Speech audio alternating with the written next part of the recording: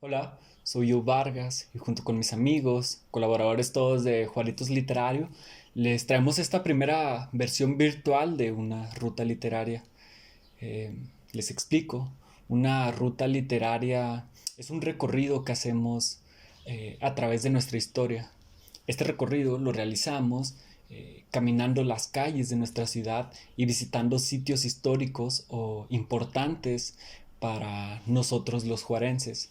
En estos sitios a los que llegamos, eh, hablamos de ellos, de su importancia, de cómo son estos representados en algunos textos literarios, como lo pueden ser fragmentos de novela, cuentos, poesía, teatro, pero también cómo estos sitios han sido representados en el cine, en el fotoperiodismo o incluso la música. Por razones evidentes de la pandemia, esta vez no hemos podido realizar el recorrido de manera presencial, por lo cual les traemos esta serie de 10 videos en el que vamos a hablar eh, de una batalla muy importante, quizá la batalla más importante de este periodo que conocemos como Revolución Mexicana, porque es a partir de ella que comenzará una revuelta civil que durará más de 10 años. Es una batalla en la cual se consolidan figuras políticas como Francisco Madero, Venustiano Carranza, Abraham González, y en el que comienzan a crearse los mitos sobre estos otros personajes bandoleros como Francisco Villa o Pascual Orozco, ¿no? Estoy hablando ni más ni menos que de la toma de Ciudad Juárez, eh, una batalla que se libró en estos días de mayo en 1911 y que culminó con la victoria de los rebeldes sobre el ejército federal y la posterior renuncia de Porfirio Díaz a la presidencia de la República. Me toca iniciar este recorrido con una novela titulada Materia de Sombras del doctor Pedro Siller, ¿no? Y que en el planteamiento del recorrido, en el planteamiento original del recorrido, estaríamos ubicados en el Museo de la Revolución en la Frontera, o mejor conocido como la Exaduana. Antes de hablar de Materia de Sombras, como antes de hablar de cualquier libro, siempre es necesario conocer un poco sobre el autor. El doctor Pedro Siller nació en Chiapas y es economista de formación. Sin embargo, tiene años y años viviendo en Ciudad Juárez, impartiendo clases y trabajando como investigador en la Universidad Autónoma de Ciudad Juárez, en la licenciatura en Historia y en la maestría en Estudios Literarios. Hablar del doctor Siller, o profe Siller, como lo conocemos ya todos, es sinónimo de hablar de la toma de Ciudad Juárez, porque él, junto con Miguel Ángel Berumen, publicaron en 2003 lo que es la mejor investigación y más completa sobre este momento histórico, ¿no? Son dos volúmenes que están llenos de información inédita sobre este momento histórico, una investigación que les llevó años realizar, ¿no? En la cual consultaron un montón de archivos, de documentos, y en la cual les recopilaron un montón de fotografías también, ¿no? Entonces esta se vuelve una investigación importantísima porque nos reconstruye el pasado a través de la excelente narrativa del doctor Pedro Siller, pero acompañada de una gran cantidad de fotografías hasta ese momento inéditas, ¿no? Tanto para nosotros los juarenses como para la población en general de ambos lados de la frontera. Eh, es a partir de la publicación de estos libros que, por ejemplo, el gobierno municipal y estatal comienzan a darle valor a los monumentos históricos de la ciudad, por ejemplo, la Casa de Adobe, ¿no? Un lugar a las afueras de Ciudad Juárez que hasta antes de la publicación de 1911 estaba prácticamente en ruinas y que es a partir, les menciono, de la publicación de estos dos volúmenes que comienza esta necesidad por parte del gobierno municipal y estatal de rescatar este lugar, ¿no? Que en algún momento fue la presidencia del país. Eh, es a partir también de la publicación de estos libros que comienza a dársele un enfoque eh, concreto al museo que estaba situado en la Exaduana, ¿no? Para pasar a llamarse el Museo de la Revolución en la Frontera. Eh, Hablar del doctor Siller es hablar de un apasionado de las revueltas sociales en general. Eh, en sus clases, él gusta siempre hablar de la independencia de Estados Unidos, de la Revolución Francesa, del Porfiriato, de la Revolución Mexicana, pero sabiendo que en su juventud, o que su juventud la vivió durante los 70, es fácil saber por qué le preocupan tanto estos temas, ¿no? Temas de revuelta social en América Latina, como lo puede ser la Revolución Cubana o las distintas guerrillas a lo largo de Latinoamérica. Les digo, hablar del doctor Siller es hablar de historia, pero principalmente hablar de la experiencia humana y sobre todo de la experiencia humana de Ciudad Juárez, ¿no? ¿Qué hubiera sucedido si el doctor Siller y Miguel Ángel Berumen no hubieran publicado 1911? ¿Qué hubiera pasado si el doctor Siller no hubiera publicado Materia de Sombras? Por ejemplo, nosotros prácticamente no estaríamos hoy hablando de esto, ¿no?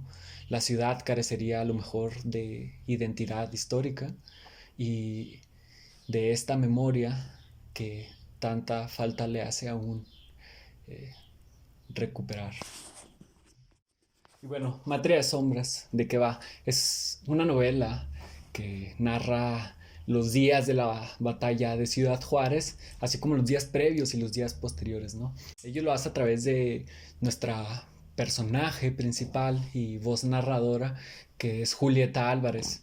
En el presente de la ficción, en 1940, ella trabaja como secretaria en los Estados Unidos y sabemos que en años de los inicios de la revolución, pues mantuvo un amorío secreto con Abraham González, primer gobernador revolucionario del estado, ¿no? A la hora de la salida de su trabajo, Julieta recibe una carta anónima en la cual se le cuenta cómo Abraham González fue asesinado.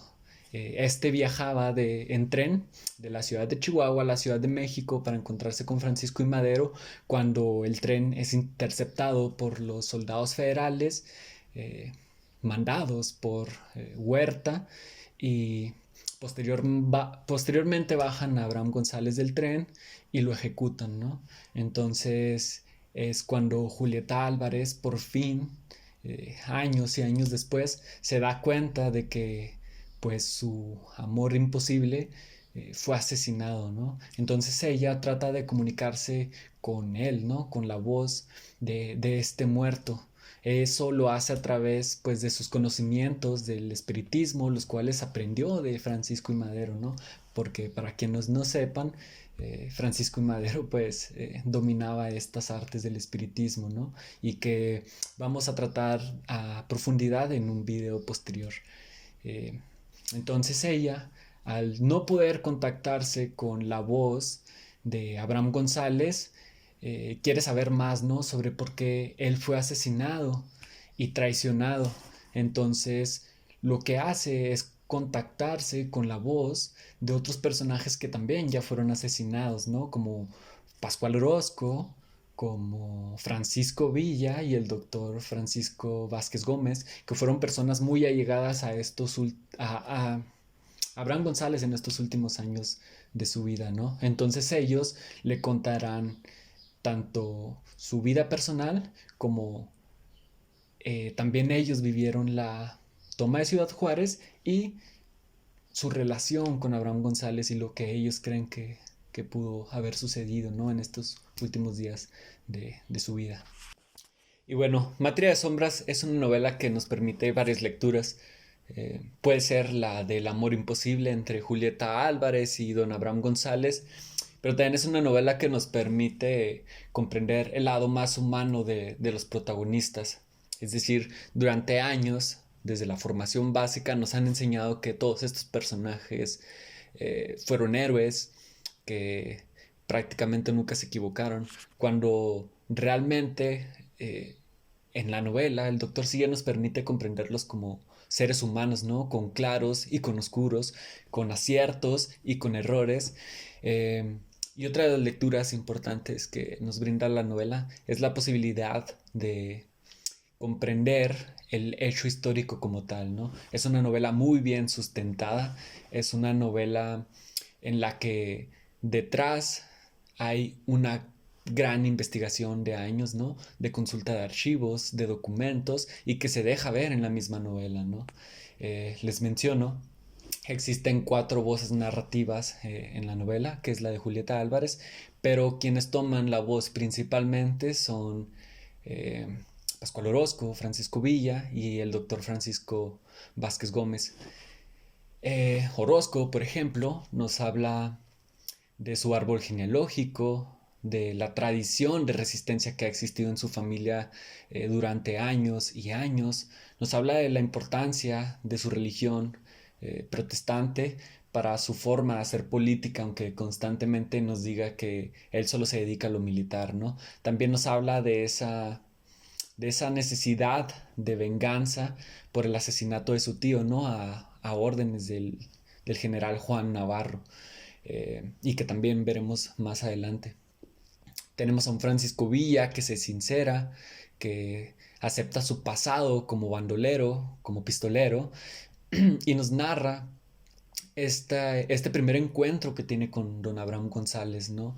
En donde casualmente, de manera muy fortuita, lo conoce en el momento en el que lo asalta, ¿no? Y ahí nos deja ver la personalidad de don Abraham González, que en vez de resistirse, de molestarse, lo que hace es ofrecerle lo poco que tiene a Francisco Villa, pero también en él descubre las habilidades que este tiene como pistolero y su gran conocimiento de la geografía chihuahuense, ¿no? Entonces, Abraham González sabe que está siendo asaltado, pero que en algún momento va a necesitar de la ayuda de alguien como Francisco Villa, ¿no? Entonces Villa se aleja y todo, pero Abraham González le dice que lo visite, ¿no? En algún futuro. Y es así como inicia este primer acercamiento de Abraham González con Francisco Villa y de este a la revolución, ¿no?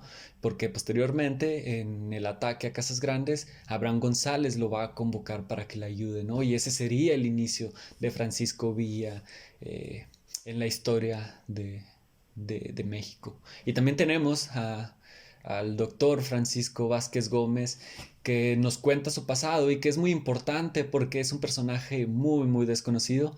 Es un personaje de orígenes muy humildes, que fue muy pobre de niño y que como pudo logró graduarse de las mejores universidades de Estados Unidos, ¿no? Como don Abraham González y Francisco y Madero. Eh, es un personaje que sufrió bullying durante su estancia en estas universidades por su forma de vestir tan pobre, por ser alguien de pocos recursos, pero que aún así logró graduarse como médico, ¿no? Y fue tan bueno en su labor como médico que terminó siendo el médico personal de Porfirio Díaz. Y aquí comienza un gran debate, ¿no? Dentro de este personaje que es este debate entre su amistad con la familia Díaz y sus convicciones políticas, ¿no? Porque él está convencido de que están en una dictadura, de que ya tienen muchísimos años y que Porfirio Díaz no quiere soltar el poder, ¿no? Pero a la vez también está convencido de la tibieza de Madero, ¿no? Y como les digo, ya veremos un poco más adelante en otro de los videos, y sabe que Madero está siendo manipulado por su familia. Entonces tenemos estas 3 grandes historias narradas por los mismos personajes, sustentadas en un gran archivo, ¿no? Y pues nada. Y bueno, terminamos esta primera parada virtual con lectura de un fragmento de Materia de Sombras, uno que sucede en la exaduana, hoy el Museo de la Revolución en la Frontera, y es uno en el que Pascual Orozco le reclama junto a Villa a Francisco y Madero la falta de cumplimiento de su palabra, y dice: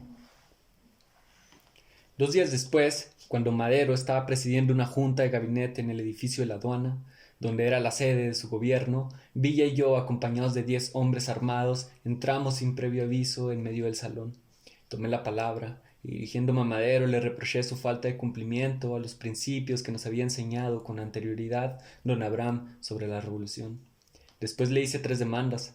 La primera, que el general Navarro fuera juzgado como criminal de guerra, y le cité el párrafo del Plan de San Luis, en donde se decía que serían fusilados durante las 24 horas siguientes, y después de un juicio sumario, las autoridades civiles o militares al servicio del general Díaz, que una vez estallada la revolución hubieran ordenado fusilar a prisioneros de guerra. Le expuse directamente el caso del hermano de mi padre, mi tío Alberto Orozco, a quien después de haberlo hecho prisionero lo fusilaron por órdenes directas de Navarro. Le insistí que yo no quería con Navarro un simple fusilamiento, pues de haberlo querido lo hubiera hecho desde que se rindió, sin tener que consultar a Madero. Quería un juicio legal, un juicio sumario como corresponde, es decir, un consejo de guerra con todas las de la ley para que sirviera de escarmiento a las tropas federales. Pues como vemos, en este fragmento existe una gran influencia de Don Abraham, ¿no? En las convicciones políticas detrás de Pascual Orozco, y así lo veremos en todos los personajes de la novela, es decir, Abraham estará detrás de todas sus acciones y decisiones importantes, ¿no? Entonces, como vemos, aunque no esté presente, el protagonista siempre será Don Abraham González, un personaje prácticamente olvidado por la historia nacional, por la historia oficial, y que fue un hombre de palabra, honorable, de convicciones, y que fue prácticamente el autor intelectual de la revolución, ¿no? Vemos también aquí la importancia del sitio histórico que es la exaduana, y cómo el poder político y militar que en un principio estaba en la Casa de Adobe se trasladó a este sitio y se convirtió de esta manera Ciudad Juárez por segunda vez en la capital del país, ¿no? Y entonces los invito a visitar la exaduana una vez que pase todo esto. Los invito a leer Materia de Sombras, los invito a recorrer sus calles, a caminarlas, a visitar todos los sitios históricos y a seguir viendo el resto de estos videos. Y pues nada, muchas gracias.